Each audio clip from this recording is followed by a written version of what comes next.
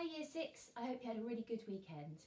I've been really enjoying listening to Mrs Taylor and Mrs Thomas reading our story Holes. I hope you have too.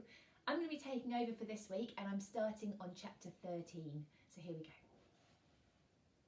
All too soon Stanley was back out on the lake, sticking his shovel into the dirt. X-Ray was right. The third hole was the hardest, so was the fourth hole and the fifth hole and the sixth. He dug his shovel into the dirt.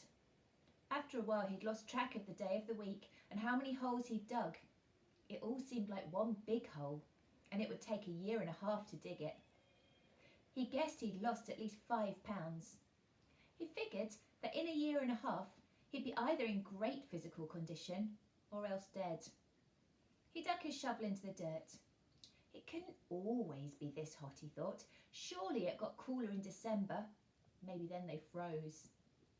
He dug his shovel into the dirt. His skin had gotten tougher. It didn't hurt so much to hold the shovel. As he drank from his canteen, he looked up at the sky. A cloud had appeared earlier in the day. It was the first cloud he could remember since coming to Camp Green Lake. He and the other boys had been watching it all day, hoping it would move in front of the sun. Occasionally it got close, but it was just teasing them. His hole was waist deep. He dug his shovel into the dirt. As he dumped it out, he thought he saw something glisten as it fell into the dirt pile. Whatever it was quickly buried. Stanley stared at the pile for a moment, unsure if he'd even seen it.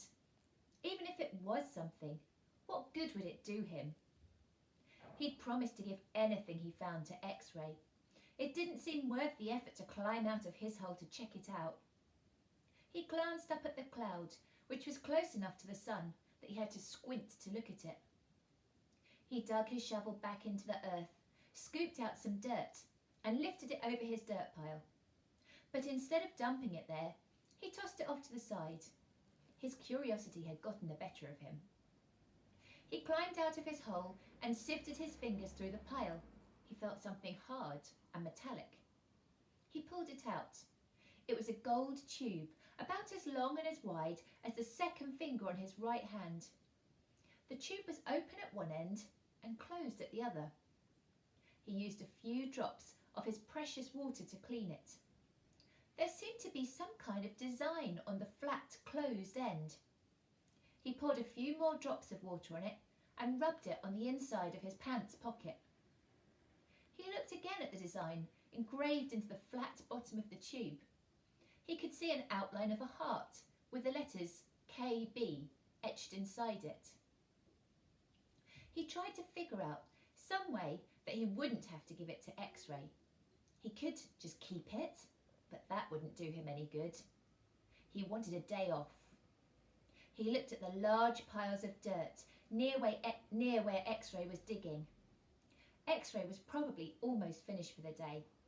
Getting the rest of the day off would hardly do him much good. X-Ray would first have to show the tube to Mr. Sir or Mr. Pendanski, who would then have to show it to the warden. By then, X-Ray might have been done anyway. Stanley wondered about trying to secretly take the tube directly to the warden. He could explain the situation to the warden, and the warden might make up an excuse for giving him the day off, so X-Ray wouldn't suspect. He looked across the lake toward the cabin under the 2 oak trees. The place scared him. He'd been at Camp Green Lake almost 2 weeks, and he still hadn't seen the warden. That was just as well. If he could go his entire year and a half without seeing the warden, that would be fine with him. Besides, he didn't know if the warden would find the tube interesting. He looked at it again. It looked familiar. He thought he'd seen something like it somewhere before, but he couldn't quite place it. "What have you got there, caveman?" asked Zigzag. Stanley's hand closed around the tube.